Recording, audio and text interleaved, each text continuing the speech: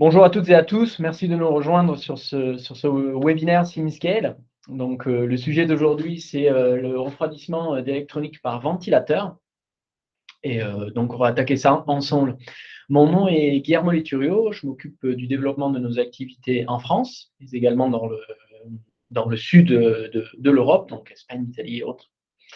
Donc, je suis ingénieur de formation, je suis plutôt orienté design, plutôt concepteur dans le début de ma carrière, et j'ai rejoint SimScale il y a à peu près 3 ans maintenant.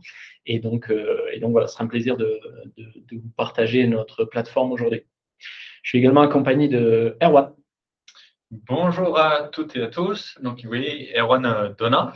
Je suis responsable du département après-vente à SimScale. Donc, l'équipe en charge de s'occuper de tout ce qui est déploiement, montée en compétence de vos utilisateurs, et puis également support technique, tout ça pour faire en sorte que vous pouvez générer et toute la valeur que vous attendez à travers la plateforme SimScale. Très bien, donc aujourd'hui, on a une session d'une petite demi-heure, peut-être quelques minutes de plus. L'idée étant de, premièrement, vous présenter SimScale, la société, le concept, d'accord, de notre plateforme de simulation dans le cloud. Puis, on prendra un exemple, donc du refroidissement actif d'un Raspberry Pi 4.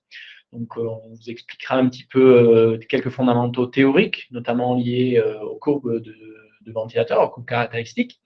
Et on verra quelques résultats et comment, on va dire, utiliser la méthodologie de façon un petit peu plus globale pour bien modéliser tout ça. On aura également une séance de questions-réponses. Puis à la fin, je vous expliquerai comment vous pouvez rejoindre la plateforme SimScale directement et commencer à faire vos premières simulations gratuitement. Alors, je prends quelques minutes pour vous parler de SimScale. Donc, j'ai une seule slide, mais ça permettra de vous donner une vision globale. Donc, SimScale vous propose l'accès à notre plateforme de simulation dans le cloud. L'approche et le positionnement marché de SimScale est de permettre à chaque ingénieur d'innover plus rapidement. L'idée de SimScale, donc nous avons été fondés il y a 10 ans à peu près, et donc nous proposons l'unique plateforme native du cloud pour de la simulation numérique. L'approche de SimScale est de supprimer les barrières à la fois techniques et économiques traditionnelles de la simulation. Lorsque l'on regarde les processus de simulation dans les sociétés, donc on a tout un ensemble de sociétés qui ont des processus très matures dans la simulation, qui sont en termes de compétences réalisées uniquement par des experts, des personnes qui réalisent des simulations toute la journée, donc c'est le métier tout simplement, qui fait des études pour, etc. Il existe une approche complémentaire de la simulation qui, au lieu de viser à simplement reproduire la réalité et à valider numériquement vos modèles, donc au lieu de faire des prototypes, réaliser des simulations à la place, qui est évidemment moins cher et plus pratique. Donc ça, c'est l'approche traditionnelle. Aujourd'hui, il existe un ensemble d'outils, et SimScale contribue à cela, qui vont vous permettre de réaliser des études plus tôt, d'accord, avec des attentes inférieures en termes de reproduction de la réalité, mais également un focus beaucoup plus marqué sur la vitesse d'exécution et la simplicité d'utilisation. L'objectif étant que des personnes non expertes puissent réaliser des simulations de manière autonome avec notre aide, pour prendre des décisions de conception de manière plus proactive, plus tôt, notamment dans le processus, et éviter les risques et les problématiques qui arrivent lorsque l'on réalise des campagnes de validation, notamment lorsque tout est déjà défini. Donc, l'objectif de SimScale est de simuler plus tôt, de manière plus facile et de manière plus économique. Ce qu'on vous propose, c'est une plateforme qui supprime la problématique hardware. Donc, traditionnellement, vous le savez sans doute, les simulations sont très gourmandes en puissance de calcul, et une simulation qui dure 10 heures, 20 heures, n'a rien de choquant. SimScale vous permet de réaliser ces études plus rapidement donc, grâce à notre cloud et notamment de réaliser des calculs en parallèle. Donc, lancer 2, 3, 10 simulations en fonction de vos besoins, tout en même temps, sans bloquer votre outil de travail, votre PC. Par rapport à ce positionnement également de la démocratisation, d'accord, une simulation plus accessible, donc nous avons construit notre produit autour des thématiques de robustesse, de vitesse, d'exécution et de précision, et également une simplicité de prise en main. C'est ce qu'on va vous montrer un petit peu tout à l'heure.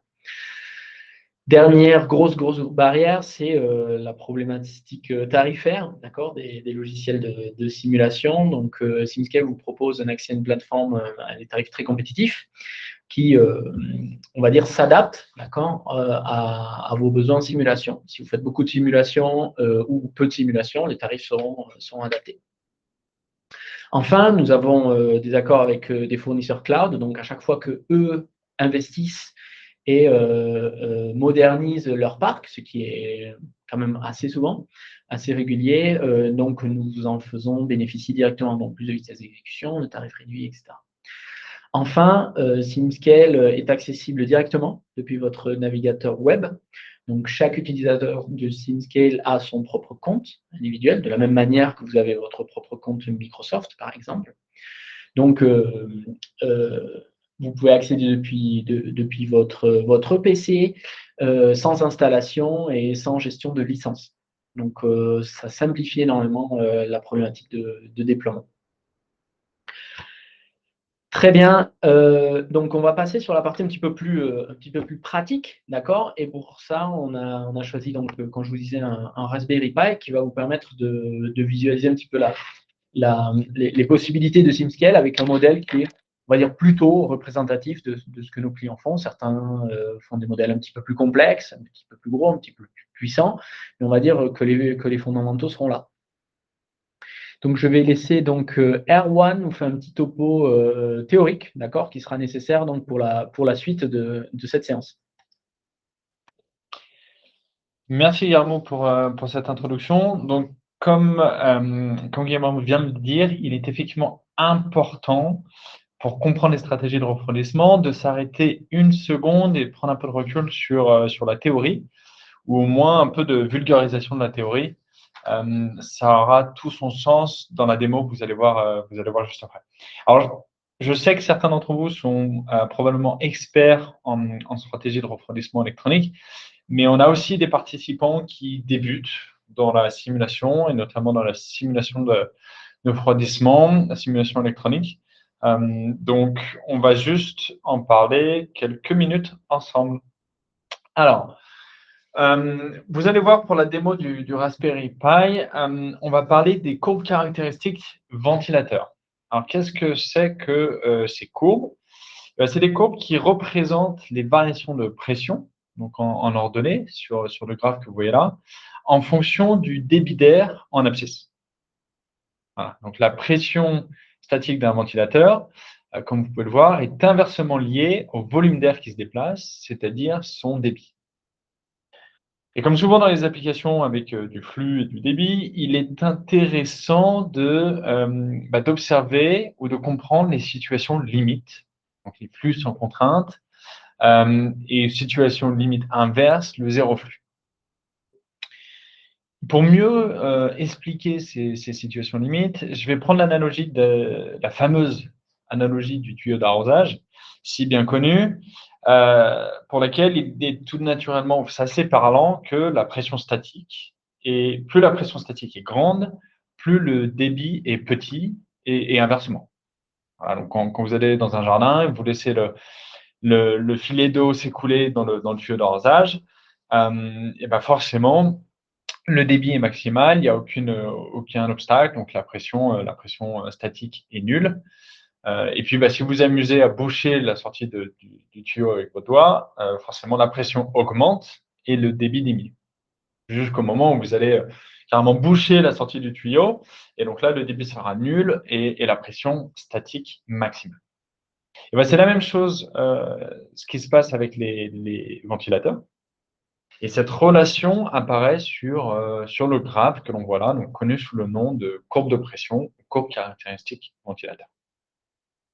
Alors, vous me direz forcément que ces situations limites, flux sans contrainte et zéro flux, en fait, n'ont pas de réalité physique dans le cas de refroidissement de composants électroniques. Car d'un côté, ça reviendrait à faire fonctionner un ventilateur pour un boîtier hermétique, donc sans sortie d'air. Donc la pression augmenterait et puis le débit deviendrait nul. Et de l'autre côté, ça reviendrait à faire tourner un ventilateur pour un boîtier vide de composants, ouvert, et donc forcément pression nulle, débit maximal, mais rien à refroidir. Voilà. Ça, c'est un peu le ventilateur de plafond que l'on connaît bien, mais ça n'a aucune réalité physique pour du refroidissement de composants électroniques. Alors, maintenant qu'on a expliqué les situations limites, zéro flux et flux sans contrainte, on va s'intéresser en fait à ce qui se passe au milieu. Et donc, c'est là où ce devient intéressant pour les stratégies de refroidissement. Et on va s'intéresser plus particulièrement au point de fonctionnement ici, donc à l'intersection de notre courbe de pression du ventilateur avec la courbe de résistance du système. Donc la résistance du système, en fait, elle est inhérente à votre modèle 3D, voilà, à votre CAD, et aux composants qui le constituent, puisque ces composants agissent comme des obstacles à l'écoulement du flux d'air. Donc cette résistance du système que l'on croise avec la courbe de pression du ventilateur nous donne notre point de fonctionnement du système. Donc vous comprendrez qu'en fait, pour définir le débit d'air d'un ventilateur, ou ce que le ventilateur devra fournir dans certaines conditions, on doit d'abord connaître la pression statique à vaincre. Voilà. Quel est le niveau de pression que l'on doit dépasser pour être dans un domaine efficace. Donc en fait, on parle ici des restrictions ou des résistances auxquelles le ventilateur devra faire face. Et encore une fois, pour vous donner une analogie, on peut imaginer le ventilateur d'un moteur de voiture qui doit être capable de déplacer de l'air, donc, à travers le radiateur, l'obstacle, jusqu'à l'habitacle, ou un ventilateur d'ordinateur qui doit déplacer de l'air à travers la grille de refroidissement, la grille de ventilation, et éventuellement un peu de poussière qui crée de la perte de charge. Voilà donc pour expliquer les restrictions inhérentes au système. Et donc, dans une approche d'ingénierie, on souhaite évaluer les différents designs, différentes géométries, ou valider parfois même l'option de refroidissement. On va pouvoir choisir des ventilateurs parce que chaque ventilateur a une courbe bien spécifique à vitesse constante. Et donc, on va pouvoir valider quelle est la stratégie de refroidissement, quel est le ventilateur qu'on choisit, plus ou moins gros, plus ou moins léger, plus ou moins cher. Voilà. Et donc, c'est tout l'intérêt de la simulation, c'est d'aller comprendre le point de fonctionnement en fonction de vos choix géométriques, vos choix de design, et d'évaluer les impacts sur la température des composants électroniques afin d'éviter toute surchauffe. Alors, en parlant de simulation, aujourd'hui, on va travailler sur un modèle de Raspberry Pi 4 sur lequel on a effectué une analyse thermique complète. Donc, ce modèle CAD, ce n'est pas un modèle de SimScale, on l'a récupéré sur GrabCAD. On remercie l'utilisateur Nkit de le mettre à disposition. Et on a pu le télécharger sur la plateforme SimScale. Vous allez en voir une démo d'ici quelques minutes avec Guillermo. Donc, bien évidemment, refroidissement par air avec convection forcée avec ce ventilateur de 30 mm. Et donc, qu'est-ce qu'on va faire? Quel est l'objectif de la simulation? Eh bien, tout simplement, on va travailler avec le modèle de base et on va rentrer en données d'entrée les courbes de caractéristiques, les courbes de pression du ventilateur. Donc, dans un premier temps, on va essayer de dériver ou de comprendre le point de fonctionnement en faisant la simulation. Donc, quelle est la pression statique? Quel sera le débit d'air? Et dans un deuxième temps, on va aller retracer et essayer de comprendre la courbe de résistance du système à partir d'une étude de flot. Donc, en rentrant plusieurs valeurs de débit, pardon, pas de flow, de débit, on va aller comprendre quelle est la résistance inhérente à notre modèle 3D. Et puis, en dernier lieu, Guillermo vous montrera comment comprendre comment aller jouer sur l'efficacité de refroidissement en comparant l'efficacité, en comparant plusieurs designs de ventilateurs. Assez parlé, place à la démo et je repasse la balle à Guillermo. Merci Erwan. Donc pour cette petite introduction, donc maintenant on va passer sur la partie un petit peu plus pratique. Donc je vais vous montrer ça directement dans SimScale et j'ai également une petite feuille Excel aussi pour illustrer tout ça. Donc allez, on attaque SimScale rapidement. Donc vous voyez, donc là je vous partage donc un onglet Google Chrome. Donc en incognito, bon moi je recommande de faire ça hein, si vous avez une version très pure, on va dire, de votre navigateur et vous allez pouvoir bénéficier de SimScale dans les meilleures conditions. Donc, chaque simulation, chaque projet de simulation a sa propre URL. Et donc, c'est ce site web-là que vous visitez lorsque vous travaillez sur SimScale, sur ce projet en particulier. Donc, SimScale va se décomposer en, on va dire, 3 grosses étapes. Première étape, c'est l'import de la géométrie ainsi que son retravail, si nécessaire. Ensuite, une fois qu'on a nos géométries qui sont prêtes, on va pouvoir spécifier un certain nombre de simulations, quand je vais vous le montrer. Et enfin, on va pouvoir analyser les résultats. Donc, tout commence par le modèle de la CAO, issu de votre CAO. Donc, en l'occurrence, il me semble que ça, c'est un modèle en format STEP, mais vous pouvez également importer des modèles natifs de l'ensemble des outils du marché, que ce soit du SolidWorks, du CATIA ou autre. Dans le pire des cas, vous pouvez toujours utiliser un format STEP. Et ensuite, ce modèle, donc comme on le voit ici, par exemple, bon, il contient quelques détails qui ne vont pas avoir d'effet sur notre comportement thermique, hein, par exemple tout ce qui va être gravure et certains éléments qui sont vraiment trop petits pour jouer un rôle. Donc pour cela, on a un outil qui s'appelle le CAD Mode de SimScale qui a pour objectif simplement de pouvoir réaliser des simplifications, supprimer des détails inutiles. Notre point clé de la préparation, c'est, en l'occurrence pour des calculs couplés thermiques, CFD et solides, de générer ce qu'on appelle le volume de fluide. Donc en l'occurrence, c'est ce volume vide que l'on a ici qui représente le volume de l'air. Donc pour ça, bon, je vous passe les détails, ce sera pour une autre fois. Il y a également un certain nombre de vidéos qui présentent le CAD mode et qui expliquent comment raisonner. Donc voici ce que l'on obtient après une préparation du modèle. En l'occurrence, on a quelques éléments que l'on a simplifiés. Par exemple, vous voyez, donc toutes les gravures ont disparu, certains perçages ou autres, on les a supprimés directement dans la plateforme. Point clé, ça va être la génération de ce volume de fluide, ce que vous voyez en bleu. Donc ça représente l'air à l'intérieur du boîtier. Alors, juste très rapidement, donc ça, c'est une possibilité qui est très adaptée à la modélisation de la problématique d'aujourd'hui, qui est celle des courbes de ventilateur, des courbes de fonctionnement, etc. Pour des calculs thermiques de meilleure qualité, on recommande une approche qui est un petit peu différente, c'est de réaliser un volume fluide autour de notre boîtier. Ça permet à SimScale de modéliser à la fois ce qui se passe à l'intérieur, mais à l'extérieur du boîtier. Donc, ça améliore certaines caractéristiques donc, de transfert de chaleur vers l'extérieur. Voilà, c'était juste pour le mentionner. Donc, maintenant que l'on revient vers notre problématique de ventilateur, je prends quelques instants pour revenir sur notre petite feuille Excel. Hop. Voilà.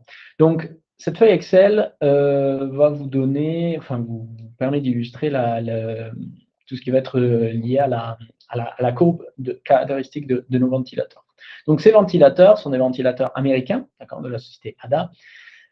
Et donc, on va utiliser 2 ventilateurs de leur série AD3006, donc, qui ont chacun leur propre courbe de fonctionnement. Donc, on a le modèle L et le modèle H. Alors, concrètement, il s'agit d'une société américaine. Donc souvent, aux États-Unis, on utilise d'autres unités que celles du système international. Donc ici, on a le débit qui est fourni en pieds cubes par minute. SimScale résonne en unité du système international, donc on doit transformer ce débit en mètres cubes par seconde. C'est la même chose pour la pression statique, qui est fournie en millimètres d'eau. Alors ça, c'est une, une unité qui n'est pas du tout du système international, donc on transforme ça en pascal. D'accord. Donc 1 millimètre d'eau correspond à peu près à 10 pascal, plus précisément 9,80-665. Donc on va faire ça pour notre débit et notre pression. Donc ça, c'est pour le modèle L, et on a la même chose pour le modèle H. Donc ce qu'on va faire tout simplement, ça va être générer une courbe un tableau de ce type, et donc exporter ça en CSV. Alors, très spécifique de ce modèle-là, comme vous voyez, lié à la partie mécanique de support du ventilateur, on se retrouve avec 3 surfaces, d'accord, identiques, d'accord. Donc, on se retrouve avec 3 surfaces qui représentent chacune un tiers des données. Donc, ce que l'on va faire, c'est que l'on va diviser le débit par 3, d'accord, par rapport à la courbe réelle. Par contre, la pression, elle reste la même. Donc, ce qui va se passer, c'est que chaque surface va émettre un débit divisé par 3, mais la pression, évidemment, elle ne bouge pas. Donc, c'est le débit divisé par 3 que l'on va importer dans SimScale. Et donc, pour vous partager à nouveau l'objectif, ce que l'on va rechercher à obtenir, donc ça, c'est les unités non SI, mais ici, en données SI, on va avoir notre courbe caractéristique de notre modèle H, notre courbe caractéristique de notre modèle L. Et ce que l'on va obtenir dans un premier temps, ce sont les points d'opération, d'accord? Donc, qui correspond à l'intersection entre la courbe de résistance de notre modèle, de notre CAO, et la courbe du ventilateur. Finalement, un des objectifs clés de la simulation, ça va être d'obtenir cette courbe de résistance, d'accord, de votre système, de votre CAO, qui évidemment varie si vous faites des modifications sur votre modèle. Donc, cette courbe requiert un certain nombre de simulations, mais une simulation sera requise par point. D'accord. Et ici, on croise ceci avec notre courbe de ventilateur, et ça nous permet d'obtenir le point d'opération. Très bien. Allez, je reviens sur SimScale. Donc ici, on a nos géométries déjà préparées. Ce que l'on va réaliser, c'est des simulations. Donc, pour ceux qui sont déjà, qui ont déjà l'expérience en simulation, pour vous, ça va être assez facile de choisir le type de simulation nécessaire. Pour ceux qui ont des doutes, vous pouvez toujours répondre à 3 questions.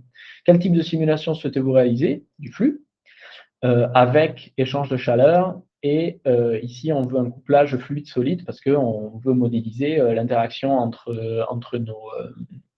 notre processeur et et le boîtier, etc. Donc, on a besoin de données solides. Une fois qu'on a répondu à ces 3 questions, on n'a plus que 3 choix. Et celui que l'on va choisir, c'est le Conjugate Transfer V2. Donc voilà, nos simulations ont déjà été spécifiées. Donc je vais essayer de vous retracer un petit peu le procédé. Donc ça va être la simulation qui est spécifiée pour notre modèle 3D et un de nos ventilateurs. Il me semble que c'est le modèle L, le plus petit.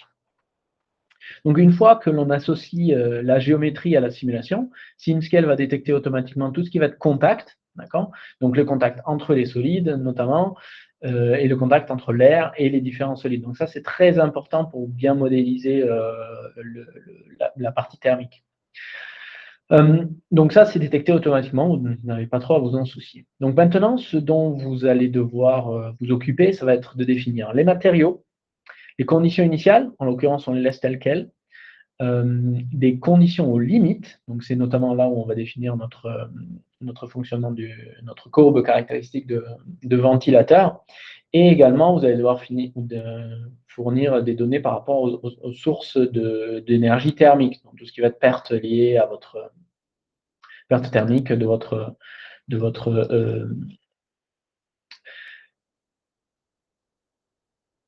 processeur, pardon, et d'autres composants qui émettent de la chaleur.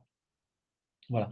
Donc, si on reprend rapidement, pour la définition de matériaux, vous allez définir des matériaux fluides et des matériaux solides. Pour les fluides, comme on a dit, c'est de l'air standard. Donc ici, on va ajouter un fluide et on va choisir de l'air, par exemple. Donc, il devient disponible. Vous voyez, il est rouge, donc ça veut dire qu'il y a quelque chose à faire dessus. En l'occurrence, tac, on va réallouer le volume fluide à l'air. Évidemment, ça a déjà été fait, donc si on laisse tel quel, l'outil va nous fournir une erreur qui nous dit qu'on a deux matériaux fournis au même solide. Et donc, on va faire la même chose au niveau des solides de notre domaine, donc tout ce qui va être cuivre, tout ce qui va être PLA, silicium et polypropylène pour tout ce qui va être plastique. Pour ce qui est des solides, vous pouvez soit évidemment choisir parmi notre petite base de données que vous fermez, c'est des points de départ hein, pour définir vos propres solides, et vous allez pouvoir sauvegarder vos propres matériaux, d'accord, une fois que vous les avez. Donc, soit vous pouvez les rentrer à la main, soit nos clients sont également capables d'importer des données de sources, de fournisseurs hein, d'informations de matériaux d'outils tierces. C'est également possible. Donc voilà, on a spécifié des matériaux pour tous nos solides. S'il y a des solides qui n'ont pas de matériaux, vous recevrez une erreur et ne pourrez pas lancer la simulation. Comme je vous l'ai dit, les conditions initiales, on les laisse telles quelles. Et pour la définition de notre ventilateur, on va choisir la condition limite qui s'appelle fan. Et on va pouvoir donc importer notre CSV dont je vous ai parlé tout à l'heure. Donc ça, c'est les points caractéristiques de notre fournisseur. Enfin, on va spécifier des conditions de pression. Donc, on peut soit spécifier une pression nulle pour faire des calculs en relatif. Donc, on part du principe que la pression extérieure est égale à 0. On peut également fournir une pression atmosphérique de l'ordre de 100 000 pascal pour avoir des données absolues. Dans ce cas-là, ça ne fait aucune différence de raisonner en relatif ou en absolu, donc on met 0 partout. Par contre, il faut être consistant et mettre 0 pour tout ce qui a à voir avec la pression extérieure dans toutes nos conditions. Également, on va fournir une température en degrés Celsius, bon, de l'ordre de 20. Dernier point, c'est il faut donner une sortie, la possibilité à l'air de sortir, autrement il va s'accumuler, vos résultats ne seront pas physiques. Donc ici, on autorise l'air à sortir par toutes les ouvertures physiques de notre boîtier. Très bien. Pour définir des puissances thermiques émises, c'est simple. Hein, on va juste fournir une puissance en watts, d'accord, qui est dégagée de manière homogène par ce solide. Il existe des manières de faire des spécifications un peu plus fines, mais pour ce cas-là, on s'intéresse évidemment uniquement au ventilateur, et donc l'approximation est très bonne. Hein. Très bien. Bon, il existe d'autres conditions limites, mais pareil, ça c'est quelque chose qu'on peut voir pour avoir dans une autre session plus dédiée. Pour ceux qui font déjà de la simulation, vous êtes peut-être étonné de voir que le maillage n'est pas ce par quoi on commence. Donc, c'est possible. Vous pouvez importer votre CAO et la première chose que vous réalisez, c'est la maille. Par contre, SimScale propose également un concept qui s'appelle Physics-Based Meshing. L'idée, c'est que lorsque vous spécifiez vos conditions limites, vous ajoutez de l'information au logiciel et nous, on utilise cette information-là pour rajouter des raffinements supplémentaires à notre maille.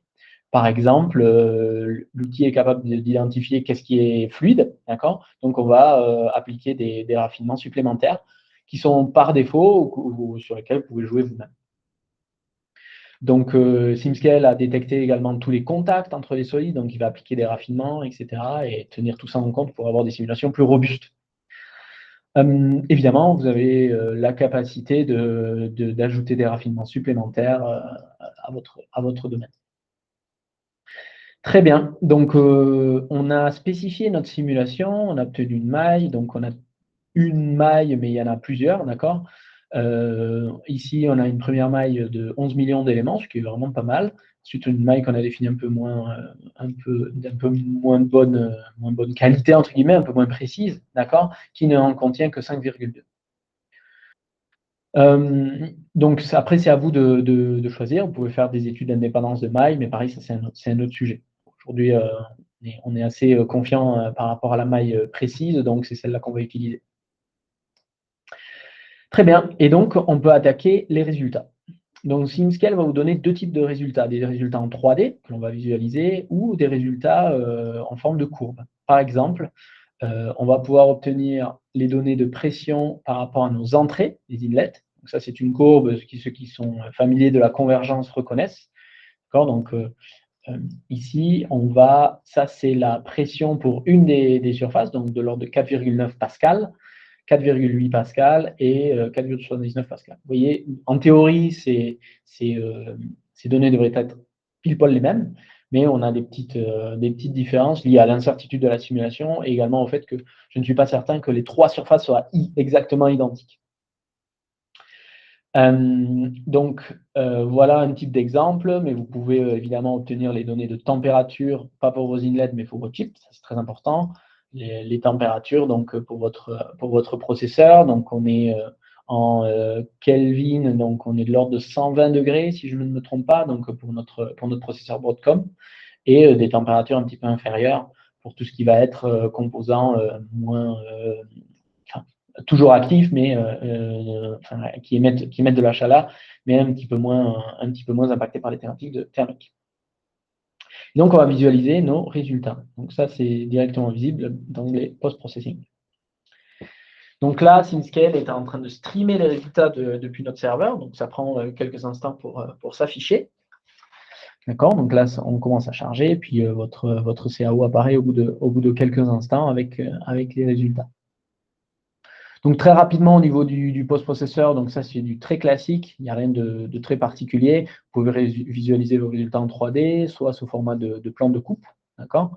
Ouais, on va faire un plan de coupe au milieu de notre CAO, au niveau du processeur. Et là, vous pouvez choisir donc soit de la température, soit de la vitesse de flux, etc. Donc rien de nouveau sous le soleil. Ce qui va nous intéresser aujourd'hui, comme je vous l'ai dit, c'est la problématique des ventilateurs. Je reviens très rapidement pour être sûr que tout le monde suit. Nous, ce que l'on veut, c'est obtenir le point d'opération, le point de fonctionnement. Donc ici, comme je vous l'ai dit, on est sur le modèle L. Donc ce que l'on veut obtenir, c'est ce point rouge-là. D'accord. Et ce point rouge-là, il est obtenu directement dans SimScale, d'accord, avec un abscisse un débit et un ordonnée, une pression.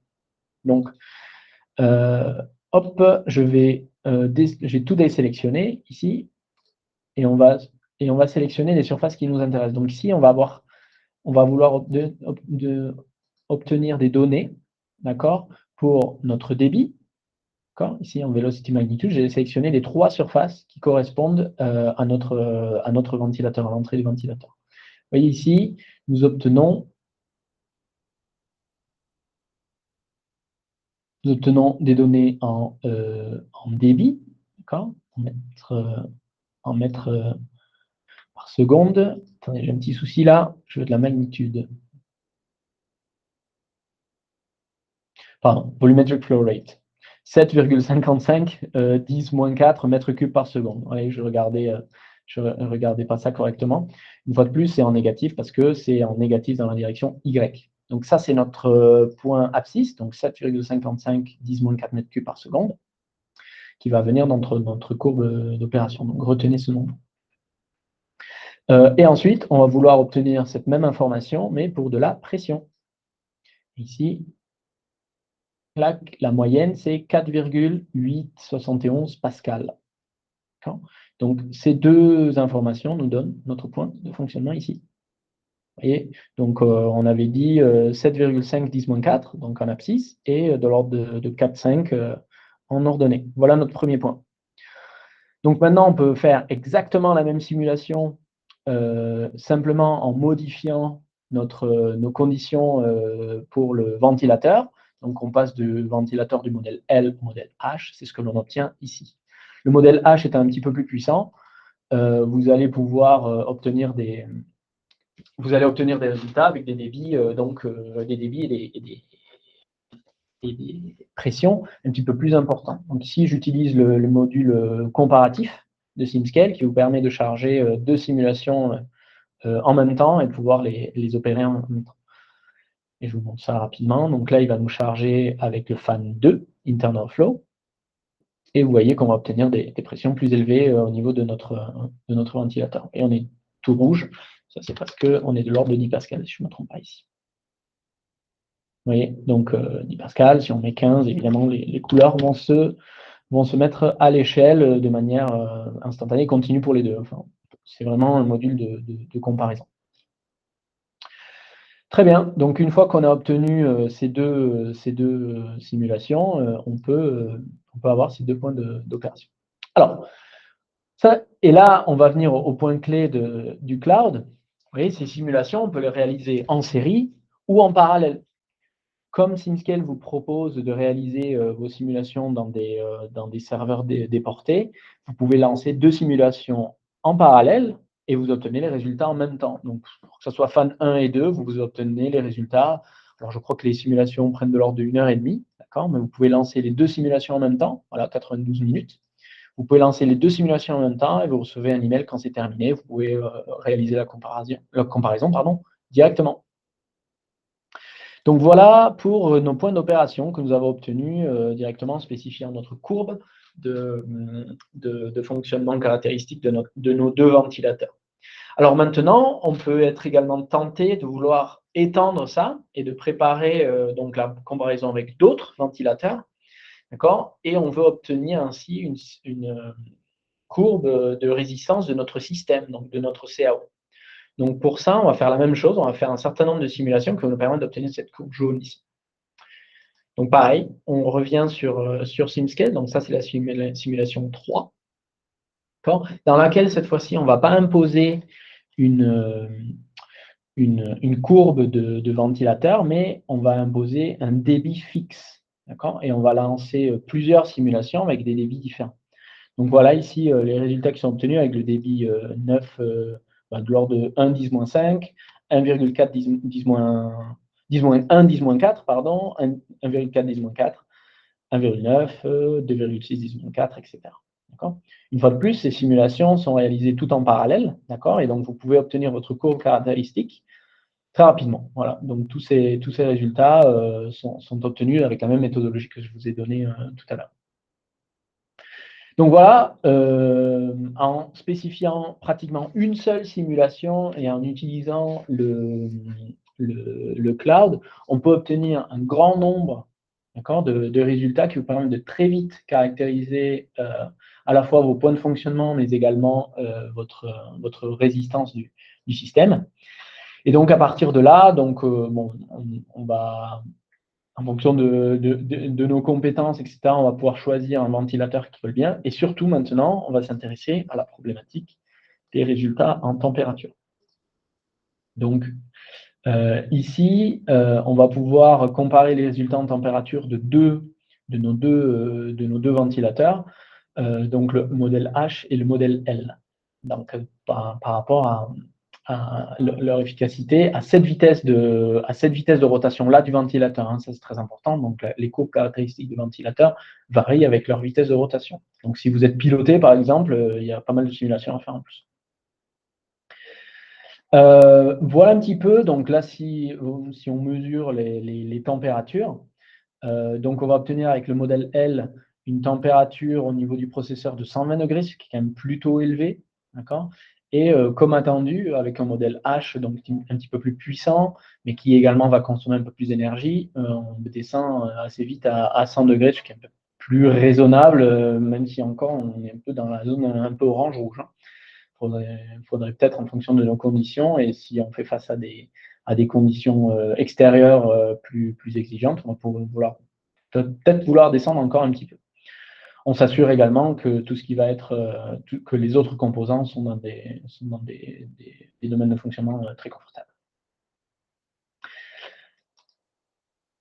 Voilà un petit peu donc en résumé ce que l'on a pu obtenir ensemble aujourd'hui avec notre modèle de Raspberry Pi et donc deux modèles de ventilateurs. Vous voyez, l'utilisation du cloud est vraiment intéressante ici.